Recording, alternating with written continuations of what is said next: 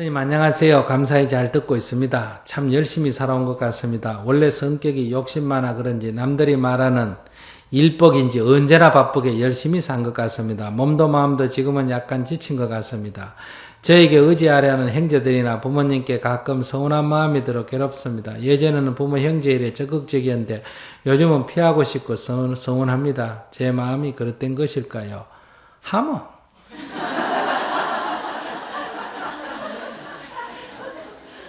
마음이 그릇됐지. 쓸데없이 남의 인생에 간섭을 많이 했기 때문에 자기가 지친 거지. 형제가 뭐라고 해서 지친 거 아니에요. 부모이든 형제이든 자식이든 간섭을 많이 하면 일거리가 많은 거예요. 스님 봐라. 이 지렁이까지 간섭을 내가 하잖아, 그렇지? 이 지구 환경에까지 간섭을 하지. 저 인도에 뭐 남나라 애들까지 다 간섭하지. 저 북한에 굶어 죽는 거 그거 다 간섭하지. 인권 문제 간섭하지. 정치하는 사람 그 일도 간섭하지. 우리 불교계 잘 되나 안 되나도 간섭하지. 그러니까 일이 많아 안 많아? 많지. 누가 이래 하라 그랬어? 아니지. 지가 벌레가 지가 하는 거 아니에요. 그죠? 지 엎어요. 그래, 지쳐가 죽어야 싼 거예요, 그게. 누구한테 뭐 하소연할 것도 없고, 뭐 위로받을 일도 없어. 누가 하라고 아무도 시킨 사람도 없어. 제조화가 하는 거예요. 그러니까, 이 본인도 자기 좋아서 그냥 간섭하고, 그래서 살은 거예요. 근데 내가 이렇게 하다가, 아이고, 혼자 못 살겠다. 내면 너무 죽겠다. 환경이고 뭐고 다 싫다. 에이고, 뭐, 인도에고, 뭐, 필리핀에고, 다 싫다, 막, 북한이고, 막, 꼴도 보기 싫다, 막. 에이고, 모르겠다. 불교가 뭐 망하든 정하지 모르겠다. 에이, 난 시골집에 가도 운막에 혼자가 살아야 되겠다. 아무것도 아니에요, 이게. 이건 뭐예요? 지조화가 설치다, 지조화가 지 싫어가지고 설치다. 그에 불과한 거예요. 이거는 원력이 아니에요.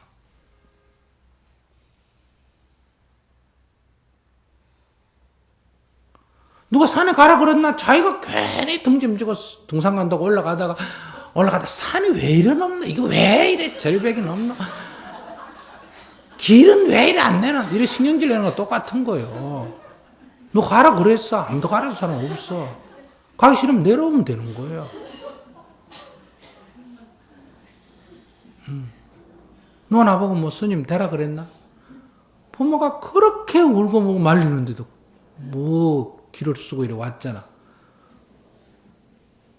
그건 놓고 뭐 누구려고 그래? 응?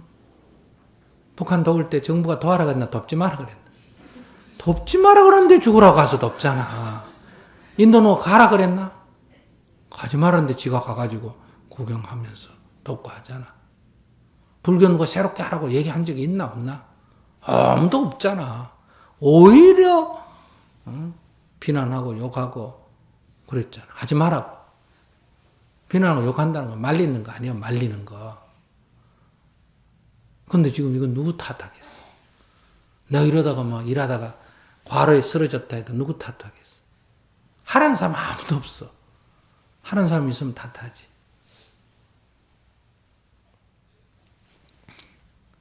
자기가 이렇게 살아온 거예요. 지쳤다는 건 뭘 말해요? 과다했다. 욕심이. 제 능력 것도 안 하고 남의 일에 간섭도 할 만큼 해야지. 넌 많이 했다 이런 얘기. 그게 지친 거야. 지쳤다 이 말은 안 할 걸 했다 이 얘기야. 그러니까 외면하는 마음을 내면 안 돼. 그 사람들이 내 원하는 대로 안 되기 때문에 내가 외면하고 싶다 하는 것은 수행이 아니에요.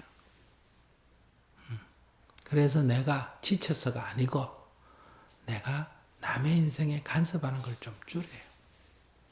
그 사람들, 제 사람들의 살도록 좀 놔둬. 그리고 도와달라고 요청하면 능력껏 도와주세요. 도움이 필요 없다는 데가 가 도와줄게 간섭하고 이제 도움이 필요하다고 오니까 귀찮다고 오지 마라 그러고. 이게 꼭 혼자서 하면 외롭다고 난리고 둘이서 하면 귀찮다고 난린 거하고 똑같단 말이에요. 그러니까 둘이 살아도 귀찮지 않고 혼자 살아도 외롭지 않는 인생을 살아야 돼. 내가 만약 의사라면 사람들이 환자가 자꾸 많이 오면 좋은 일이에요. 왜? 그래도 내가 도움이 된다고 이렇게 많은 사람이 찾아오잖아.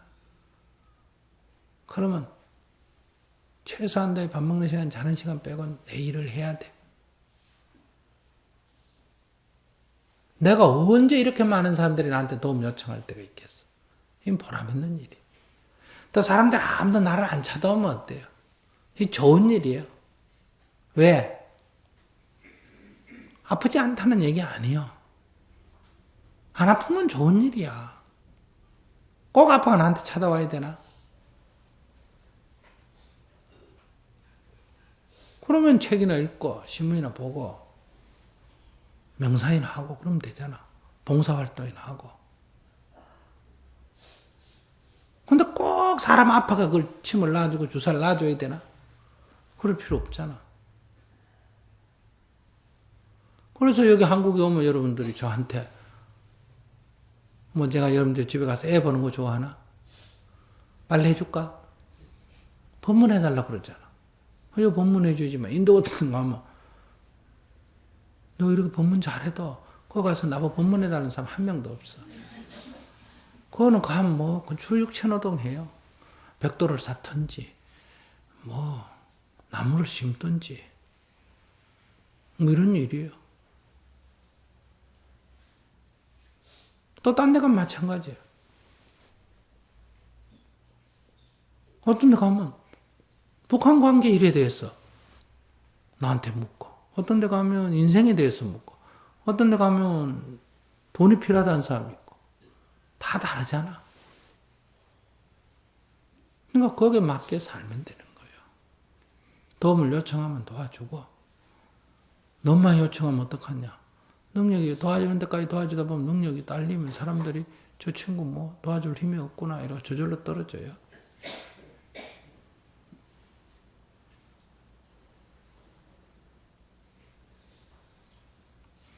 그렇기 때문에 이런 피하고 싶은 마음, 서운함 이런 거 다 지나친 간섭, 지나친 기대 때문에 그래요.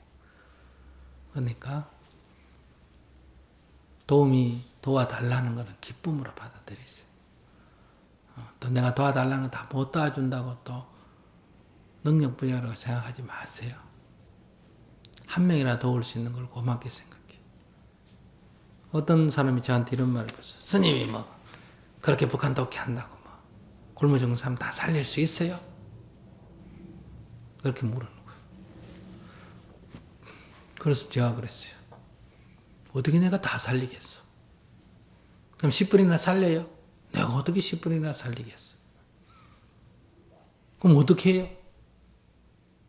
내가 한 명만 살릴 수 있다 해도 하겠어. 사람 하나 살리는 게 쉬운 일이야? 어려운 일이야. 나는 내가 한 노력에 한 명만 살 수 있다 해도 능히 일을 하겠어. 근데 가끔 생각해보면 한 명 더 살릴 수도 있을 것 같아. 그게 내 길을 쓰고 하는 거예요.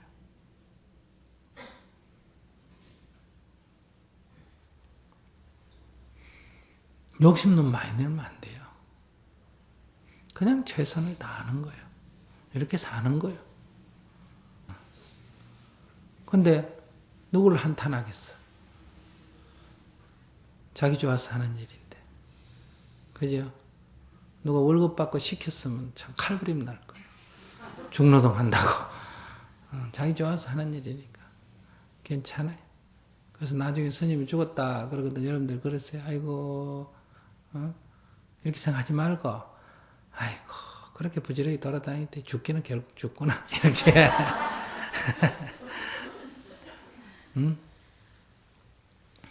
이렇게 자기 인생은 자기가 책임지는 거예요. 아파도 내 탓이고. 왜? 안 해도 돼요. 내가 안 한다고 내일 해가 동쪽에서 뜰 걸 서쪽에서 뜨겠어. 그지? 나 자기가 조절해서 사는 거야. 자기가 조절했어. 그러나 지금 내가 이렇게 하는 게 안 하는 것보다 이게 더 만족스러우니까 하는 거예요. 한다고 훌륭한 사람이 안 한다고 나쁜 사람이 그런 거 아니에요. 다 제 나름대로 사는 거예요. 여러분들 나름대로 사는 거고 난 내 나름대로 사는 거고. 근데 괴롭고 안 괴롭고는 자기가 책임을 져야 돼요. 아시겠어요? 안정은 의사는 그냥 젊은 나이 죽어도 예수님도 젊은 나이 죽어도 이차원도 젊은 나이 죽어도 자기 인생은 자기 나름대로 잘 사는 거예요.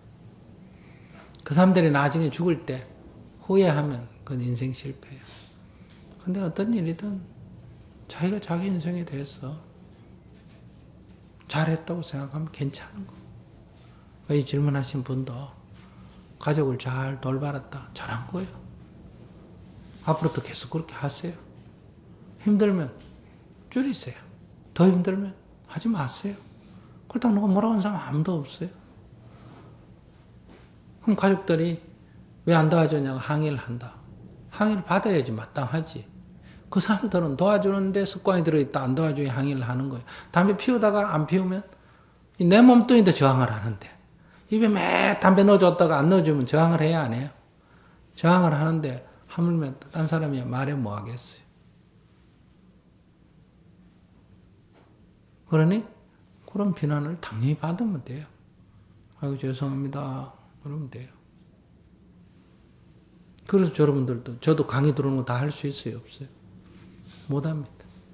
거지가 하나면 다 하려는데 도저히 못해요. 그거 하면 아마 며칠 못 사고 죽을 거예요. 겹치기 들어오니까. 그럼 뭐 죄송합니다. 이러고 넘어가는 거예요. 그래도 해달라 그러면 2번, 3번 하면 어때요? 2시에도 하고 3시에도 하고 시간하고 관계없냐? 없다 그러면 또 하죠. 또 무리하면 좀 아프죠.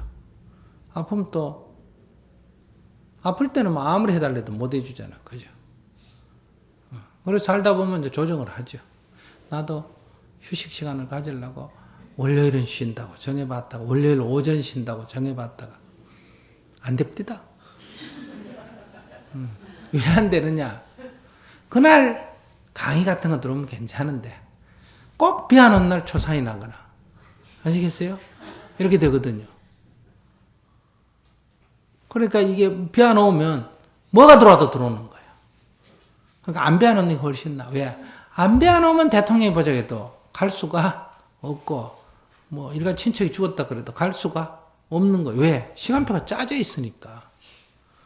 화요일날 대구법당 강의니까 이날 아무리 국가적으로 무슨 중요한 일을 해도 됩니까? 안 됩니까? 안 되잖아. 그냥 와야 되는 거예요. 이날은 없어져 버린 날이니까. 달력이 없는 날이니까. 그래서 여러분들이 스님이 뭐 자유롭게 사는 것 같지만 여러분 식으로 따지면 스님은 여러분보다 훨씬 더 속박받는 사람이에요. 4시간이 없어. 스케줄이 다 이렇게 다 짜져 있어. 시간 단위로 그냥 로봇처럼 그냥 이렇게 다니는 거예요. 아시겠어요? 로봇처럼 주여 없이 그냥 또 혼자 있을 시간이 있어요. 네, 누가 옆에 따라다녀요.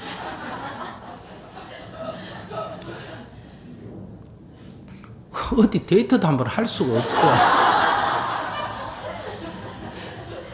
사무실에서 나갈 때 어디 간다고 말 안 하고 나가면 선생님 어디 갔어요? 딱 이런단 말이에요. 이거 감옥보다 더 겁나는데요.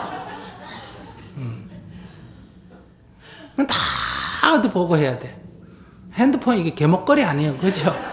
어디 한눈 팔 데가 없어. 금방 지금 뭐 하세요? 뭐 때문에? 여 내려와서 법문한데도 뭐 교정 봐야 될 원고는 원고대로 내려오고 뭐는 뭐대로 내려오고 그래. 그래서 여러분 식으로 따지면 나도 중노동이에요.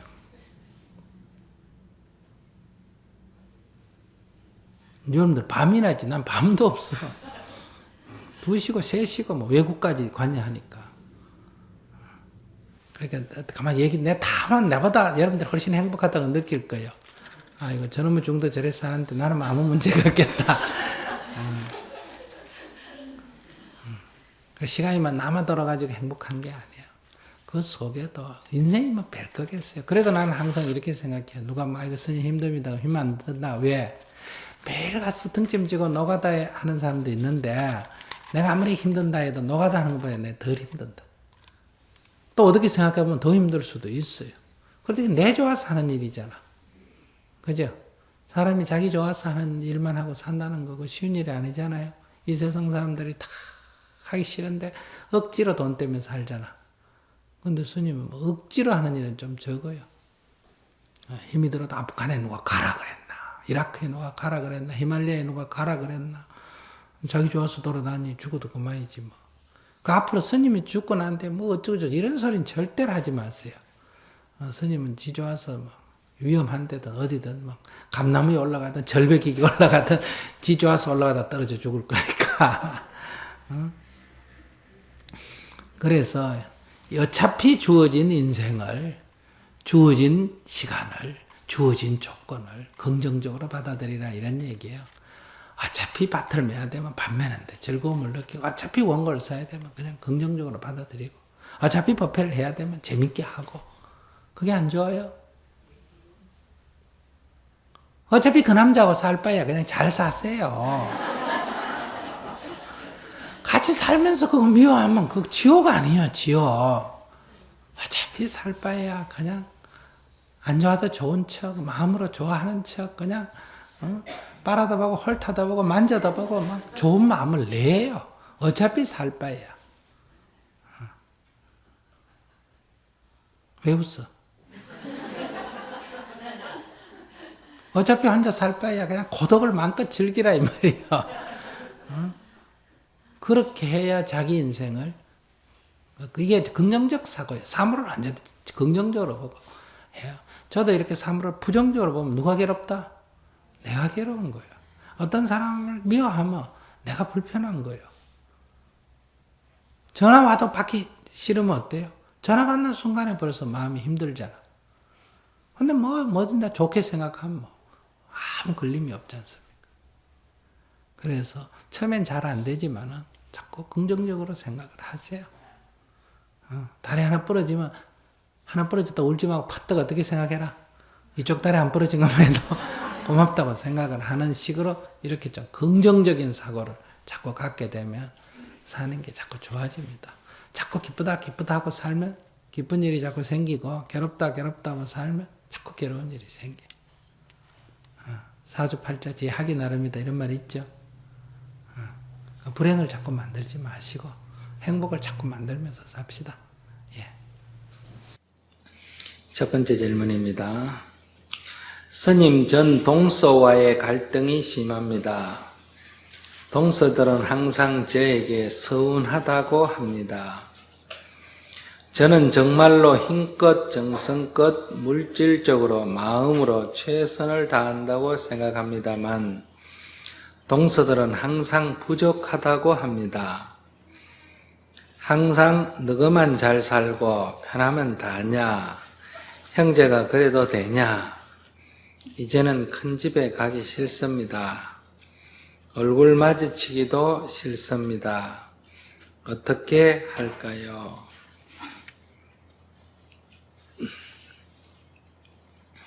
가기 싫으면 안 가면 돼요. 아주 쉬운 겁니다. 가기 싫으면 안 가면 된다. 그럼 안 가면 모든 게 해결이 되느냐? 안 가면 모든 게 해결이 되면 안 갔겠죠. 나한테 안 묻고. 안 가도 모든 게 해결이 잘 안 되죠.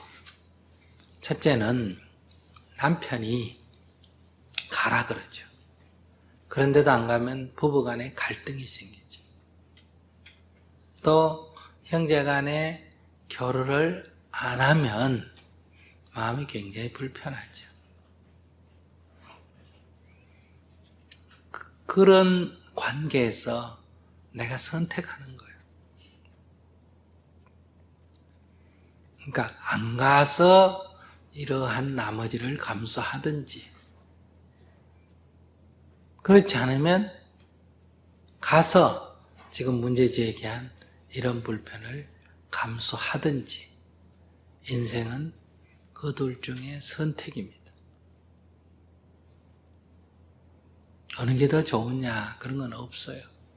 자기 좋은 대로 하면 돼요. 나한테 물을 것도 없이. 근데 왜 나한테 물었을까요? 이래도 문제고 저래도 문제니까 물었겠죠. 가거나 가지 않거나 우리는 이 두 길밖에 없다. 그래서 만나서 잔소리 들으면 싫으니까 다음에는 안 가게 되고, 안 가게 되면 또 남편이 뭐라 하고 그것 때문에 부부간에 다투거나 이래서 그 다음에 또 가게 되고, 가면 또 갈등이 생기니까 그 다음에는 안 가게 되고. 간다 이렇게 정해놓으면 가기 싫을 때 고민이 생기고, 안 간다 이렇게 정해놓으면 가야 될 상황이 될 때 고민이 생긴다.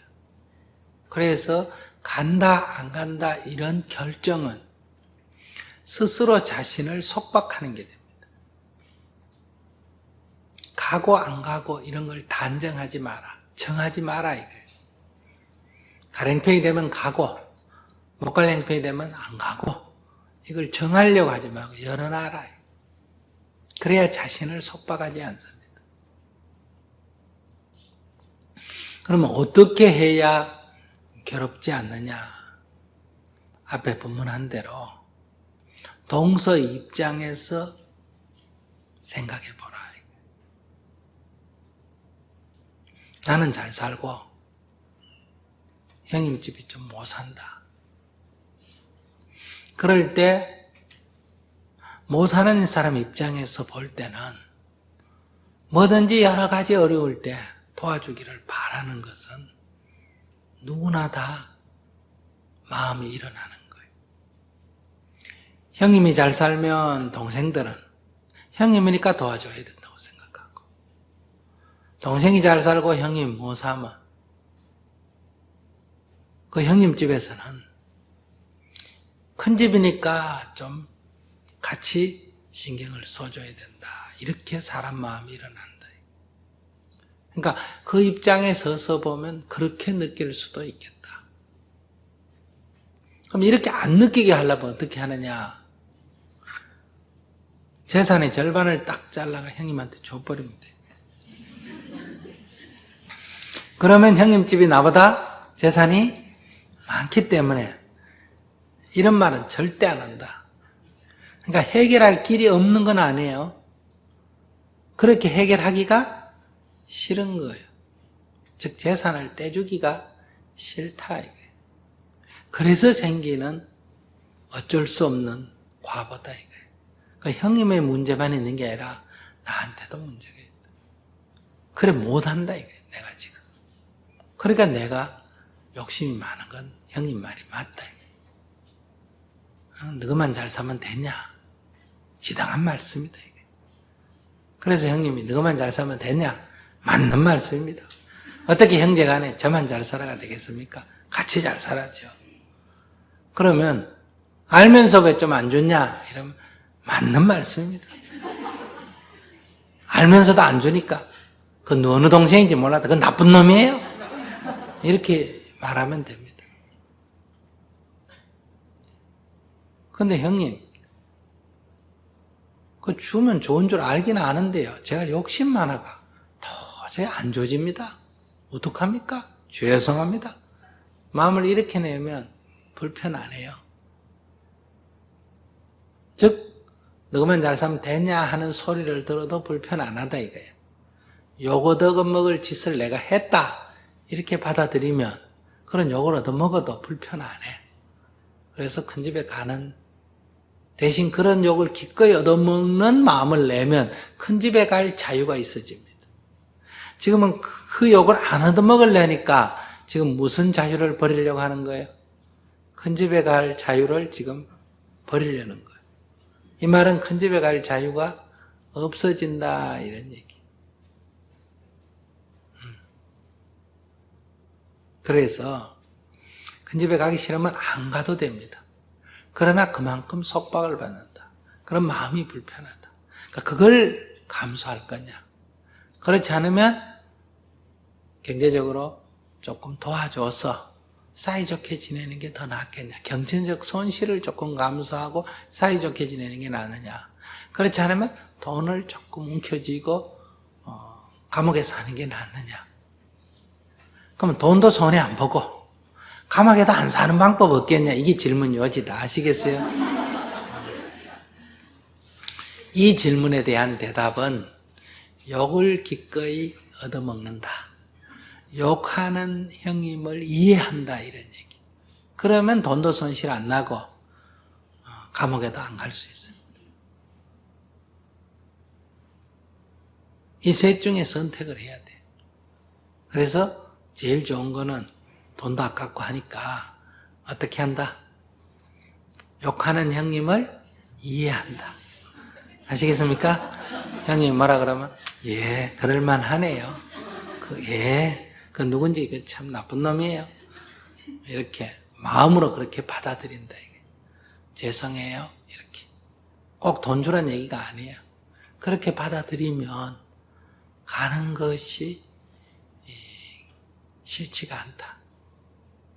그런 얘기를 드러낼 수가 있다. 이게. 그러니까 마음이 불편하면서 참고 듣는 게 아니고 기꺼이 드러낼 수가 있다. 그렇게 한번 드러내 보세요. 그럼 몇 번 들어보면 뭐 손해도 안 나고 괜찮아요. 견딜만 해요. 아시겠어요? 아이고 형님 지당한 말씀입니다. 저라도 그러겠습니다. 이런 마음으로 들어라. 이게. 마음의 상처를 잘 받는 편입니다. 이런 제 모습을 아이들이 많이 닮아있는 모습을 보고 또 마음이 아파지는 이런 순환을 겪고 있는 모양을 봅니다. 잘 안 되어서 스님께 도움을 구합니다. 첫째는 잘 안 된다는 얘기의 좋은 점은 뭐냐? 아무튼 해보려고 지금 하고 있다. 이런 측면에서는 좋은 점이에요. 해보려고 안 하고 있으면 잘 안 된다는 것도 없죠. 지금 뭔가 해보고 있으니까 안 된다. 이거 내가 지금 안 되고 있네. 이걸 알 수가 있다. 그러니 그런 측면에서는 안 하는 사람보다는 낫다. 이 말이에요. 그리고 또 우리가 알아도 오랜 습관이 있기 때문에 그것이 실제로 되는 데는 시간이 조금 걸립니다. 우리가 자전거를 탈 때도 타겠다 하고 시작을 했지만은 자전거를 잘 타지는 데까지는 좀 시간이 걸리고 우리가 운전을 배우고 운전을 할 때도 좀 시간이 걸리는 거예요. 그러니까 시간이 좀 걸리는 문제는 조급하면 안 된다. 꾸준히 해보는 게 중요하다. 안 되면 또 해보고 안 되면 또 해보고 안 되면 또 해보고 이렇게 방법을 바로 알았으면 그 방법에 따라 계속하면 돼요. 앞에처럼 방법 자체가 잘못됐을 때는 이것은 방법이 잘못됐기 때문에 이것은 얼마나 하느냐가 중요한 거 아니에요. 이건 10,000번 해봐야 아무 소용이 없는 일이다. 방법을 바로 해야 된다. 방법을 바로 했는데도 안 되는 경우는 조급한 마음을 버려야 된다. 될 때까지 하고 또 해야 된다. 그러니까 관점이 잘못 잡힌 것은 관점을 바로 잡아야 됩니다. 관점이 바로 잡혔는데도 안 되는 것은 정진이 필요하다. 계속하는 것이 필요하다. 10번 넘어지면 10번 일어나서 하고 100번 넘어지면 100번 일어나서 하고 1000번 넘어지면 1000번 일어나서 해야 된다. 그런데 우리는 한 번 만에, 2번 만에, 5번 만에 되기를 원하는 것은 그것은 욕심이다. 그래서 부처님께서 마지막 말씀에 무슨 얘기가 있습니까? 부지런히 수행정진하라. 게으르지 말고 부지런히 수행정진하라. 낙숫물이 바위를 뚫듯이 그렇게 부지런히 수행정진하라. 길을 알았거든 그 길로 또 가거라. 넘어지면 일어나서 또 가고 넘어지면서 또 가거라. 그런데 길을 잘못 들었을 때는 가는 게 중요한 게 아니에요. 길을 바로 잡는 게 중요하다. 그러니까 이 두 번째 질문하신 분은 길을 잘못 든 사람이에요. 길을 잘못 들었기 때문에 관점을 바로 잡는 게 우선 필요하다. 이렇게 해서 안 되는 거는 이건 한다고 되는 게 아니에요. 이거는 10,000번 해도 10,000번 안 돼요.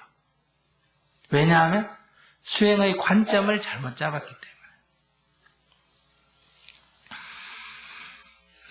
두 번째 같은 경우는 아이들의 모습을 보면서 자기 모습을 참 많이 닮았다. 이게 문제다 하는 걸 자각을 했다 이 말이에요. 그런데 아직 고쳐지지는 않고 있어요. 그러니까 이것은 꾸준히 해야 돼.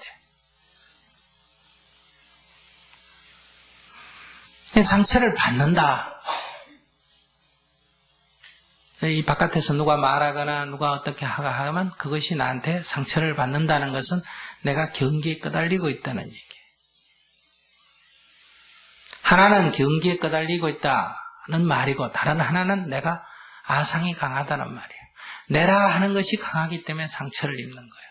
내라 할 것이 없는 줄을 알면 상처 입을 게 없죠. 그러니까 여기에서 상처를 입는다 하는 이 사실을 가지고 알 수 있는 것은 첫째는 내가 내라 하는 것, 내라 하는 것을 뭔가 내가 움켜쥐고 있는 사람이다.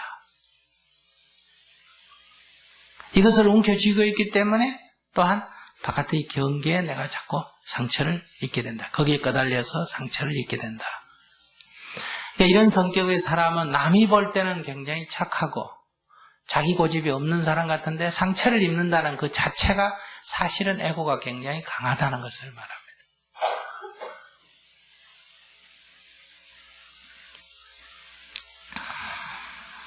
그런데 이러한 성품을 갖고 있으면 반드시 내 자녀도 대부분 그렇게 닮는다.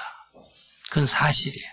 마치 육신이 유전인 자가 내려가서 모습이 닮듯이 이 마음의 이 업식도 자녀에게 그냥 옮겨집니다. 이것이 좋은 것이라면 옮겨주는 것이 좋지만 이것이 좋은 것이 아니라면 옮겨주는 것은 잘못된 유산을 주는 것과 같다. 그러니까 내 자신을 위해서뿐만 아니라 아이들을 위해서도 바로 이것을 바꿔야 합니다. 고쳐야 합니다. 그러니까 아이들에게 좋은 신발을 사줄 거냐, 좋은 학교에 보낼 거냐, 유산을 얼마나 돈으로 남겨줄 거냐, 재물을 줄 거냐 하는 것보다도 이 잘못된 유산을 물려주지 않는 것이 내가 아이들에게 할 수 있는 최대의 사랑이다. 이렇게 딱 각오가 써야 돼요. 그러니까 그 어떤 것보다도 이 문제를 치유하는데 내가 최선을 힘을 기울인다 이거예요. 그런데 이러한 잘못된 유산을 남겨주는 것은 너무나 당연시하고 모르고 아예 그리고 쓸데없는 다른 유산 그것을 우리가 자녀에게 물려주는데 신경을 많이 쓰기 때문에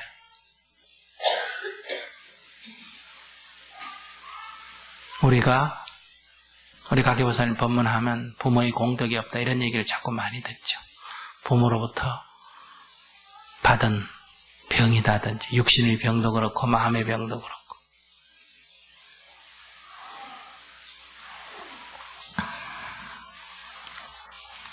그러니까 어떻게 할 거냐? 첫 번째가 내가 아상이 참 강하구나.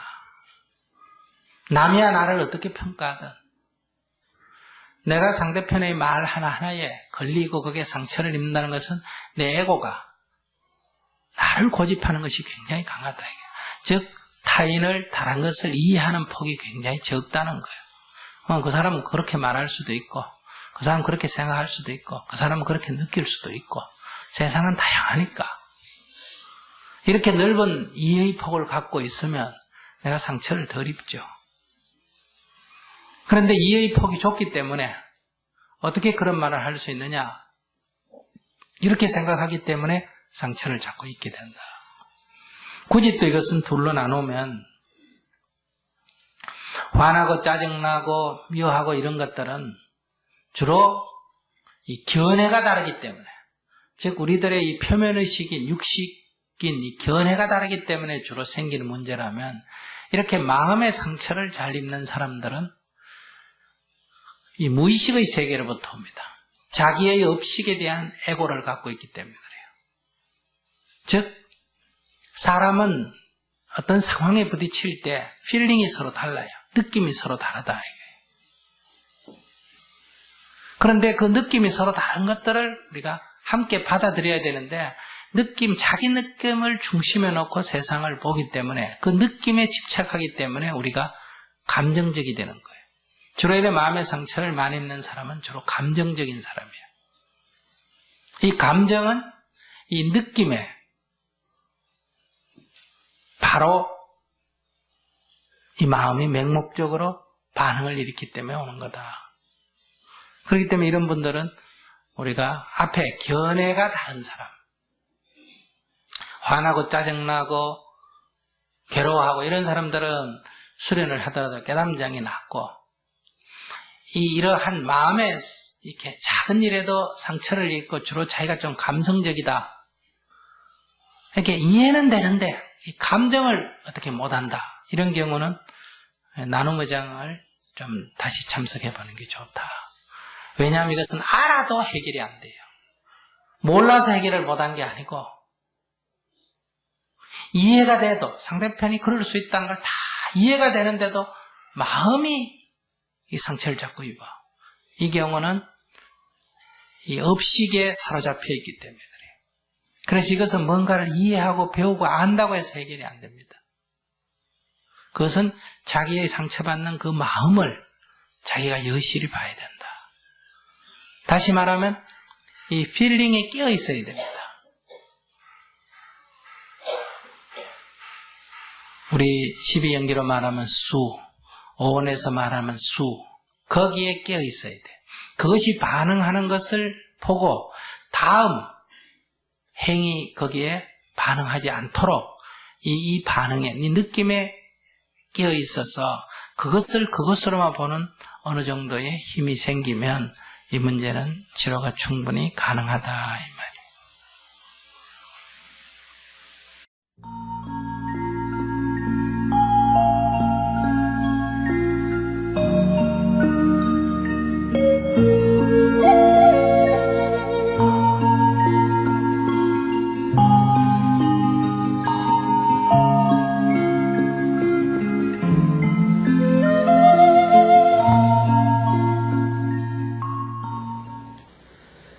일상에서 화가 나는 일은 거의 없어졌고 화가 일어나도 바로 알아채어 마음의 평화가 깨어지지 않습니다. 저희 경우는 사랑하는 마음을 어떻게 다스려 저의 마음의 평화를 유지할지가 어렵게 다가옵니다. 호흡관을 계속해 봐야 할지요.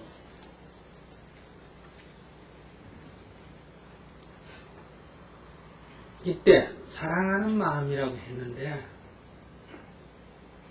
이 사랑하는 마음이라고 표현을 했지만은 잘 살펴보면 이것은 앞에서 말한 대로 욕구예요. 즉 분석해서 말한다면 수, 에, 취, 유 이렇게 느낌과 가래와 그 다음에 행위와 그 다음에 거기에 따른 열매, 업과 이렇게 이 변해가는 과정에서 말한다면 불쾌한 느낌에 대해서 싫어하는 마음을 일으키듯이 이 화가 난다는 것은 불쾌한 감정이에요. 그러니까 불쾌한 감정을 거기에 휘둘리지 않고 그것을 잘 알아차려서 제어하는 것은 됐다. 그런데 유쾌한 쾌에 대해서 아주 기분 좋음이 일어나서 그것을 지금 제어하지 못한다는 얘기가 같다.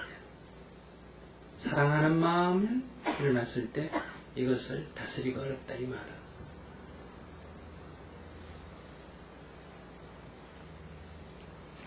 근데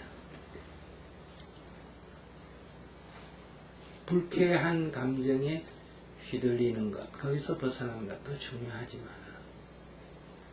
이 유쾌한 감정에 휘둘리는 것도 똑같이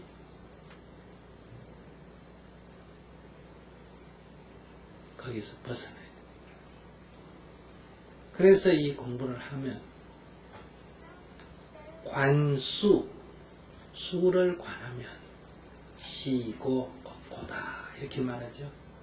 이 느낌은 쾌와 불쾌가 일어나는데 불쾌만이 고가 아니라 뭐도 고다? 쾌도 고다. 거기에 집착하지 않아야 돼. 다시 말해 우리가 명상을 할 때 번뇌가 일어난다든지 다리가 아프다든지 하는 것은 다 불쾌한 감정이에요. 그 불쾌한 감정에 끌려가지 않고 거기에 평정심을 유지하고 거기로부터 자유로워지는 것만이 수행이 아니고, 그것이 지나가면, 그 거친 불쾌한 감정들이 지나가면 그 다음엔 아주 미세하고 아주 기분 좋음이 일어난다. 그럴 때 사람들은 그거에 대해서 집착하죠. 야, 이래서 수행하구나. 이게 수행의 맛인가 보다. 그래서 다음에 수행할 때는 아까 일어났던 그 감정이 어때요? 일어나기를 거기 집착해서 아까 같은 그런 상태가 안 일어나나 하고 이렇게 집착을 하죠. 그러니까 그게 벌써 번뇌인 거예요. 그러니까 그 미세하고 유쾌한 거에 대한 집착도 놔야 돼요. 그 유쾌한 것에 대해서 사로잡힘이 바로 여기서 말하는 좋은 감정, 사랑의 마음이다. 그러니 당연히 거기로부터 더 마음의 평정을 유지해야 된다. 그렇지 않으면 그것이 또 하나의 괴로움의 씨앗이 된다. 저는 과거의 사랑 이런 것 때문에 친구도 몇 명 헤어지고 지금도 여자친구를 사귀고 있는데, 또 이런 그 상대방에 대해서 기대감이 커졌다가 그게 좀 그걸 만족시키지 못하면 제가 많이 실망을 하거든요. 그래서 이런 머리로는 이제는 스님 법문도 듣고 하니까 괜찮다 하고, 그런데도 불구하고 이제 마음으로는 화도 나고 말투도 차갑게 나올까봐 그게 너무 좀 두렵고요. 또 스님이 말씀하시는 진정한 사랑이라는 게 혼자 있어도 외롭지 않고 둘이 있어도 귀찮지 않을 때 그게 정말 좋다고 하셨잖아요. 그래서 그게 넌 그 진정한 사랑이란 말 안 했어. 나는 예, 행복하려면, 내가 행복하려면 예, 혼자 있어서도 외롭지 않고, 혼자 있다고 누구 없어가 외롭다 이런 소리 안 하고, 같이 있어가 귀찮다 이러면 혼자 있어서 외로우면 혼자 있어서 또 괴롭고, 둘이 있다고 귀찮다 생각하면 또 괴롭고, 그러니까 이래도 괴롭고 저래도 괴로운데 이 괴로움에서 벗어나려면 예. 혼자 있으니 또 좋네, 외롭지 않고, 둘이 있으니 둘이 있어서 좋네 이렇게 귀찮지 않으면 행복으로 가는 길이다 이 얘기지. 그걸 왜 자기 마음대로 고쳐가 사랑이라고 갖다. 사랑에 뭐 눈이 멀었나 어떻게 된 거요? 그거다 진정한 사랑이라고 똑같다. 저도 약간 좀 행복하고 싶다는 것 중에 하나가, 예. 행복의 조건이 일단 혼자 있어도 행복할 수 있는데, 뭐라고 해야지, 많은 분들이 결혼을 하잖아요. 그런 것. 많은 사람이 했다고 다 옳은 거 아니잖아. 그러면 독일 나치 시야에 많은 사람이 나치 정부를 지지했고, 일본 제국주의 시야에 많은 사람이 다 일본 사람들은 일본 제국주의를 지지했잖아. 예. 그렇다고 그게 옳은 거 아니잖아. 그러니까 다수라고 옳은 거 아니야. 그러면 그러니까 자기는 다수에 끌려가. 나는 봐, 천하가 다 결혼해도 뭐. 누가 알았어? 천하가 다 쥐약 먹어도 나는 안 먹을 거야. 먹으면 쥐약인 줄 아는데 왜 먹어? 이러고 안 먹으면 되고, 천하가 다 혼자 살아도 하고 싶으면 뭐 하면 된다? 하면 되는 거요. 남 눈치 볼 게 뭐 있어?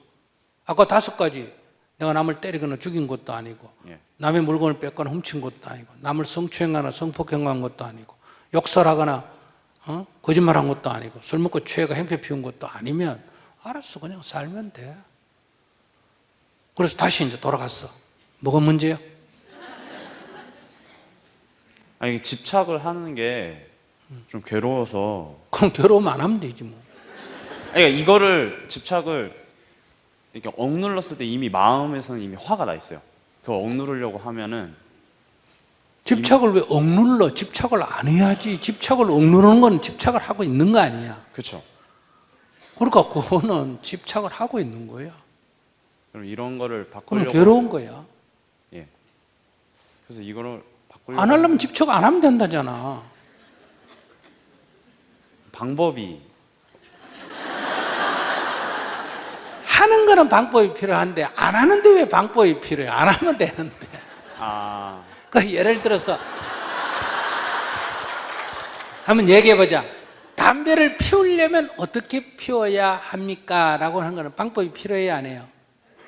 방법이 필요해. 담배 피우려면 담배도 있어야지, 성냥도 있어야지, 또 불 붙여야지, 빼물어야지, 또 들이켜야지, 내놔야지, 재떨어야지. 이 많은 게 필요하다 이 말이야. 그 담배를 안 피우려면 어떻게 하면 됩니까? 안 피우면 되는데 그게 무슨 아무 방법이 필요 없지.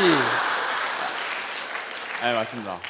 그래서 그건 안 하는 데는 방법이 필요가 없어요. 그러면 담배를 안 피우려면 어떻게 하면 됩니까? 안 피우면 돼 그냥. 거기에 아무 조건이 없잖아. 돈도 필요 없고 담배도 필요 없고 성냥도 필요 없고 붙일 필요도 없고 빨 필요도 없고 내필 필요도 없고 재떨 필요도 없고 아무 필요가 없어. 그냥 안 피우면 되는 거야. 그런데 안 피우면 되는데 계속 안 피워지는 게 안 된다라고 말하면 이건 중독성이라는 거예요. 어떤 이유가 있어서가 아니라 뭐 됐기 때문에 담배에 중독됐기 때문에 형성되는 거예요. 제 말 이해하시겠어요? 네. 그러면 자기가 집착하는 것이 이미 습관화됐다, 중독이 됐다 이 말이야. 예. 그럼 중독이 됐으면 중독에서 벗어나야지.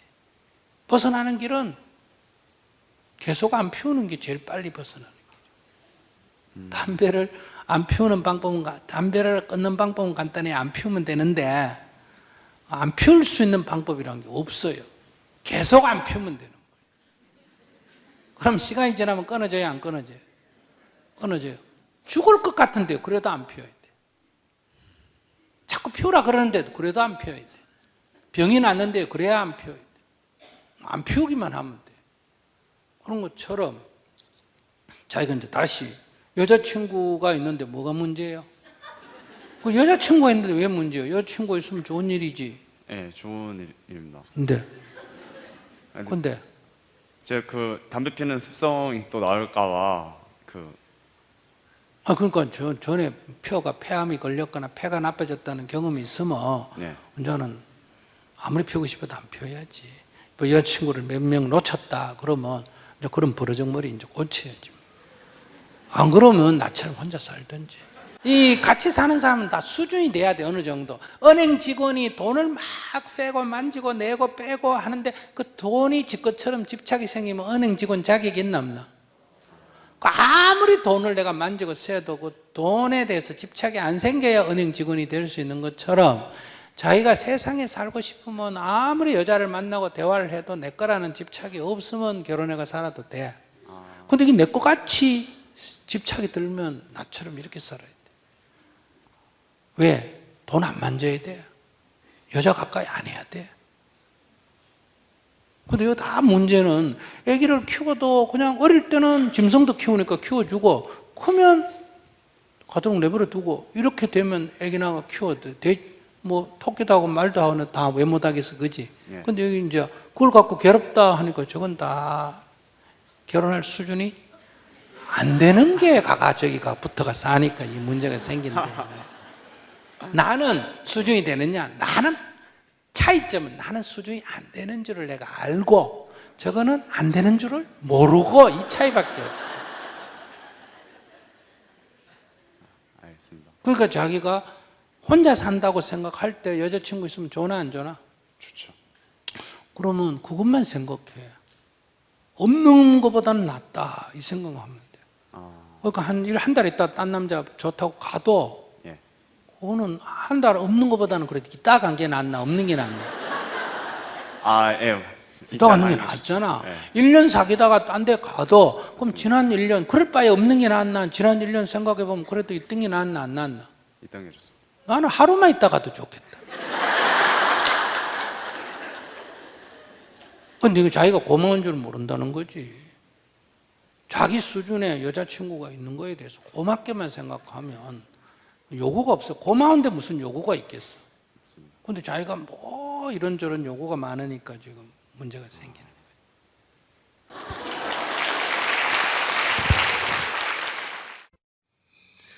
안녕하세요. 저는 상대를 도와주고 싶고 좋아하는데 상대는 저를 미워하면 그냥 다가가지 말아야 하나요? 스님께 여쭤봅니다. 누구를 이리 좋아해가지고.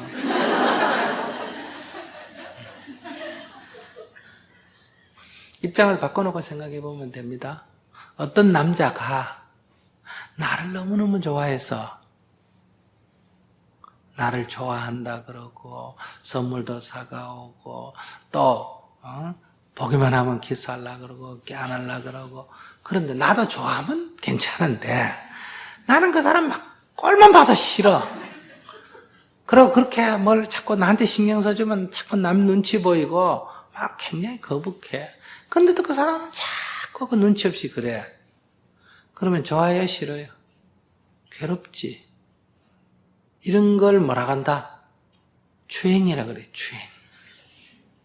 아시겠어요? 내가 남을 미워서 해치는 건 해친다고 말해요. 아시겠습니까? 내가 좋아서 하는 행동이 상대를 괴롭히는 걸 추행이라 그래. 나는 좋아서 하는데 나는 너 종아리가 좀 만져보고 싶다. 나는 너 가슴을 좀 만져보고 싶다. 난 널 좀 포옹하고 싶다. 난 너한테 뭘 좀 주고 싶다. 나는 좋아서 하는데 상대를 결과가 괴롭히게 될 때 추행이라 그래. 그러니 그것이 아무리 좋은 마음이든 나쁜 마음이든 그건 별개 문제예요. 상대가 싫어하면 안 하는 게 좋습니다.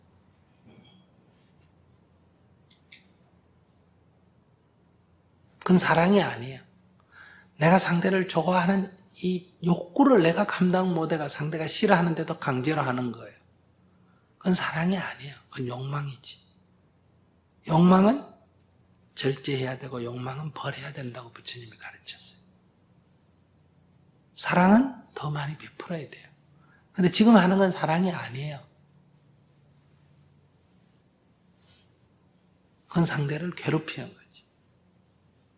그래서 이것은 다가가지 말아야 되는 게 아니라 싫어하는 건 행하지 말아야 돼요. 그러니까 이게 내 문제라는 거예요. 상대 문제가 아니라는 거예요. 이 내 욕구 문제. 내 욕구의 절제를 어떻게 하느냐의 문제지 상대를 문제 삼으면 안 된다 이거예요. 그것이 남편이든 아내든 그것이 이성이든 그것이 자녀든 부모도 마찬가지예요. 여러분들은 자녀들을 잘 때라고 얘기하죠. 근데 애들은 뭐라 그래요? 잔소리라 그러잖아요. 그죠? 그럼 아이들이 잔소리라고 하는 정도를 넘었을 때는 뭘 하지 말아야 된다? 그 말은 안 하는 것보다 못하다. 나는 걱정이 돼서 하지만 이미 내 의도와는 관계없이 역효과가 나기 때문에 정말 자녀를 사랑한다면 안 해야 된다. 그러면 아무 얘기도 안 해야 되느냐? 그런 얘기가 아니에요. 효과가 나도록 해야 된다. 효과가 나도록 하는 데는 방법이 두 가지예요. 아이가 엄마를 좋아하고 존경하는 마음이 들도록 내가 살아야 돼. 그러면 내가 말하면 아이에게 효과가 있어요. 두 번째는 아이가 정말 어려울 때 그런 말을 받아들일 만한 어떤 처지에 놓였을 때 적절한 말을 해야 돼. 그래야 받아들여. 스님 왜 증문즉설을 할까요? 답답해서 도움을 주십사 하고 요청할 때 어때요? 제가 적당한 얘기를 해주면 그렇게 하겠습니다. 감사합니다. 효과가 나요. 그런데 본인이 나한테 묻지도 않는데 내가 보니 네 그런 것 같은데 이렇게 다 잡아다가 여기 이렇게 매일 이렇게 한 명씩 불러다 놓고 얘기하면 좋아하지 않는 건 물론이고 절에 안 나옵니다. 아시겠어요? 절에 가면 저 스님이 또 붙들고 나에게 뭐라 그럴까? 그러니까 안 옵니다. 가까이. 그러니까 이건 역효과예요. 그러니까 도움을 요청할 때 안 도와줘도 안 옵니다. 그죠? 도움을 요청하지 않는데도 자꾸 사람을 붙들고 귀찮게 굴면 안 옵니다. 그래서 여러분들의 아이에게 지나치게 간섭해도 안 되고 무관심해도 안 된다. 내 맘대로 하려다가 안 되니까 팽개치는 게 무관심이거든. 그러면 애정을 갖되 지켜봐야 된다. 아이의 적절한 도움의 요청이 있을 때 그때 적절하게 도와줘야 한다. 꼭 그 말로 해야 된다 그런 말은 아니에요. 말은 하지 않더라도 그걸 아이 편에서 알아차릴 수 있을 때 얘기를 해야 돼. 그래야 도움이 돼요. 그런데 여러분들은 자녀들에 대해서는 약간은 냉정하다 할 만큼 자기를 절제해야 됩니다. 왜? 약간 과잉이기 때문에. 남에게는 약간 애정을 갖는다 할 만큼 조금 관심을 더 가져야 돼요. 왜?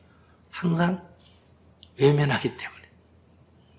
그래서 타인에 대해서는 관심을 좀 기울여야 되고 자녀에 대해서는 있는 마음도 조금 내려놓는 냉정함을 유지해야 그게 균형점에 이르게 된다.